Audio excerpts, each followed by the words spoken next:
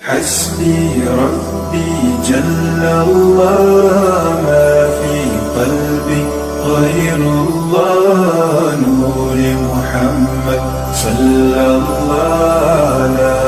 إله إلا الله حسبي ربي جل الله ما في قلبي غير الله نور محمد صلى الله الذي أبدع الأفلاك والأرضين الصلاة والسلام على من كان نبيا وآدم بين الماء والطين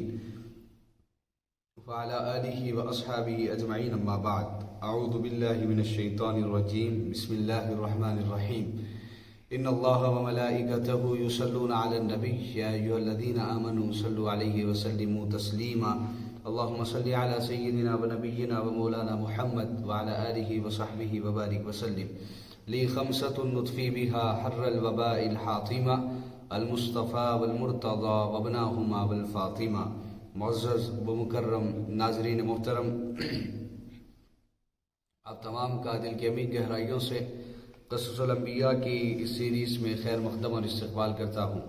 جیسا کہ آپ تمام جانتے ہیں، انبیاء کرام کے واقعات کے ساتھ ہم پیش ہوتے ہیں اور حضرات انبیاء کرام علیہ السلام کی زندگی کے حوالے سے چند باتیں قرآن مجید میں جن انبیاء کا ذکر شامل ہے اور اس تسلسل کو باقی رکھتے ہوئے ہم ذکر کو شامل کرنے کی سعادت حاصل کرتے ہیں۔ حضرت زکریا علیہ السلام کے بارے میں ہم نے سماعت کیا، جنہوں نے حضرت مریم کی کفالت کی، اور اس کے آگے ہم سلسلے کو بڑھاتے ہوئے حضرت یحییٰ کے بارے میں چند باتیں سماعت کریں گے اور تذکرہ آپ کا شامل کریں گے۔ حضرت زکریا علیہ السلام، جیسا کہ گزشتہ آپ نے سنا ہے کہ حضرت مریم کے حجرے کے پاس آپ نے دعا کی تھی، ہنالک دعا زکریا ربہ قال ربی ہب لی من لدنک ذریۃ طیبہ۔ آپ نے دعا فرمائی تھی اولاد کی، اور حضرت زکریا نے حضرت مریم کے حجرے کے پاس کھڑے ہو کر، جہاں پر آپ رہا کرتی تھی، عبادت کیا کرتی تھی، وہاں کھڑے ہو کر جو آپ نے دعا فرمائی تھی کہ اللہ تعالیٰ سے دعا کی تھی کہ آپ نے اپنی ذریت کے لیے دعا فرمائی، تو اللہ تبارک و تعالیٰ نے ان کی دعا کو قبول کیا اور اللہ تبارک و تعالیٰ نے ان کو ایک بیٹا عطا کیا۔ اور اس وقت حضرت زکریا کی عمر 120 سال عمر تھی، اور اللہ تبارک و تعالیٰ نے آپ کو ایک بیٹے کی خوشخبری دی، اور اللہ تبارک و تعالیٰ نے نام بھی دیا، اور آپ نے نام یہ اللہ تبارک و تعالیٰ نے کہا کہ ہم جو تمہیں بیٹے کی خوشخبری دے رہے ہیں اس کا نام یحییٰ ہوگا۔ اللہ نے ہی نام رکھ کر حضرت یحییٰ علیہ السلام کی خوشخبری حضرت زکریا کو پیش فرمائی، اور حضرت زکریا نے حضرت یحییٰ کو جب یہ خوشخبری سنی تو اللہ تبارک و تعالیٰ نے یہ بھی ساتھ میں خوشخبری دی کہ ہم اس کو رسول بنائیں گے، نبی بنا کر مبعوث فرمائیں گے۔ حضرت یحییٰ آپ کی ولادت ہوئی، اور آپ کی ولادت کے بعد اللہ تبارک و تعالیٰ نے آپ کو نبوت کا مقام عطا فرمایا، اور آپ نے اپنے بچپنے کے بعد جب آپ پہنچے جوانی کو اور آپ نے نبوت کو جب سنبھالا تو اس کے بعد سے آپ نے بہت خدمت کی، اور اپنی نبوت کے ذریعے آپ لوگوں کے پاس جاتے، تبلیغ دین کرتے، لوگوں کو راہ راست پر لانے کی کوششیں کرتے، اور حضرت یحییٰ کو نبوت کے منصب پر فائز کیا گیا تو انہیں کتاب پر پوری طرح پابند رہنے کی تلقین کی گئی۔ یا یحییٰ خذ الکتاب بقوہ، تو یہ جو یہاں پر اللہ تبارک و تعالیٰ نے یہ کتاب کا ذکر کیا ہے، یہ کتاب تورات ہے جو حضرت موسیٰ علیہ السلام پر نازل کی گئی تھی، اسی کتاب کو تھامے رکھنے کا اللہ تبارک و تعالیٰ نے تلقین کی، اور آپ نے اسی کتاب کو اپنے پاس رکھ کر احکام پر عمل کرتے ہوئے لوگوں کو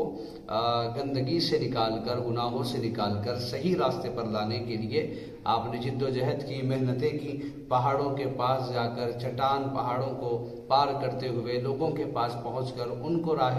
راست پر لانے کی آپ کوشش کرتے رہے، اور آپ کی اس خدمت کی برکت سے اللہ تبارک و تعالیٰ نے آپ کے ساتھ بہت سے لوگوں کو شامل کر دیا، اور کچھ لوگ ایسے تھے علماء بنی اسرائیل جو احکام شریعت، جو کتاب میں اللہ تبارک و تعالیٰ نے جو احکام نازل کیے ان میں تحریر کرنے کی کوششیں کر رہے تھے، ان کو بدلنے کی کوششیں کر رہے تھے، تو ان کو بھی جا کر آپ نے خطاب کیا، اور جو صحیح باتیں اور حقیقت ہے، جو حقانیت ہے، جو حق تھا، اللہ تبارک و تعالیٰ کے فضل سے حضرت یحییٰ نے ان علماء کو اس سے باز آنے کے لیے کہا، اور اچھی اور سچی اور حقیقت کی باتیں ان کے سامنے پیش کی، اور قوم کو، ان علماء بنی اسرائیل کو ہدایت کی طرف آنے کے لیے آپ نے پیغام حق دیا۔ الغرض آپ کی دعوت و تبلیغ سے لوگ بہت خوش ہوئے اور لوگ بہت آپ کے ساتھ شامل ہوئے،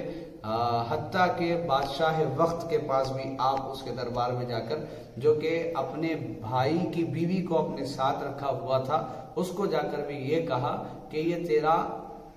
بھائی کی بیوی کے ساتھ رہنا یہ ناجائز ہے، یہ صحیح نہیں ہے، درست نہیں ہے، جائز نہیں ہے۔ یہاں تک کہ بادشاہ کے دربار میں بھی جا کر آپ نے اس طریقے سے حقیقت کو واضح کیا، حق کو بیان فرمایا۔ حضرت یحییٰ علیہ السلام کی خدمت بہت رہی، اور آپ نے نبوت کے ذریعے لوگوں کو اپنی طرف جوڑا، اور آخر میں آپ کو شہید کر دیا گیا،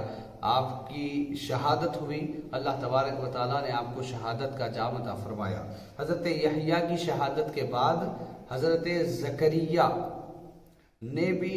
بادشاہ کے ظلم کے خلاف جب آواز اٹھائی، تو حضرت زکریا کو بھی بادشاہ نے شہید کر دیا۔ یہ قرآن مجید میں سارا واقعہ موجود ہے۔ حضرت یحییٰ علیہ السلام حضرت زکریا علیہ السلام کے بیٹے، اور حضرت زکریا علیہ السلام نے حضرت مریم کی کفالت کی، اور حضرت مریم سے جو اولاد ہوئی، جو اللہ تبارک و تعالیٰ نے حضرت مریم کو بیٹا عطا کیا، ان کا نام حضرت عیسیٰ علیہ السلام ہے۔ حضرت یحییٰ علیہ السلام حضرت زکریا علیہ السلام کے بیٹے، اور اللہ تبارک و تعالیٰ نے آپ کو نبی بنا کر مبعوث فرمایا، اور آپ نے نبوت کے ساتھ لوگوں کو پیغام دے کر حق کا پیغام لوگوں تک پہنچایا۔ یہ ہم نے حضرت یحییٰ کے بارے میں مختصر آپ کے سامنے پیش کیا ہے۔ قرآن مجید کی آیتیں موجود ہیں، اور بہت ساری آیتیں تفصیل کے ساتھ ان کے نام کا ذکر ہے۔ پھر حضرت یحییٰ علیہ السلام کے لیے جو دعا کی گئی تھی حضرت زکریا نے، وہ ذکر پھر تفصیل سے اللہ تبارک و تعالیٰ نے حضرت یحییٰ علیہ السلام کا ذکر فرمایا ہے۔ تو یہ ناظرین محترم، اس سے ہمیں معلوم یہ ہوا کہ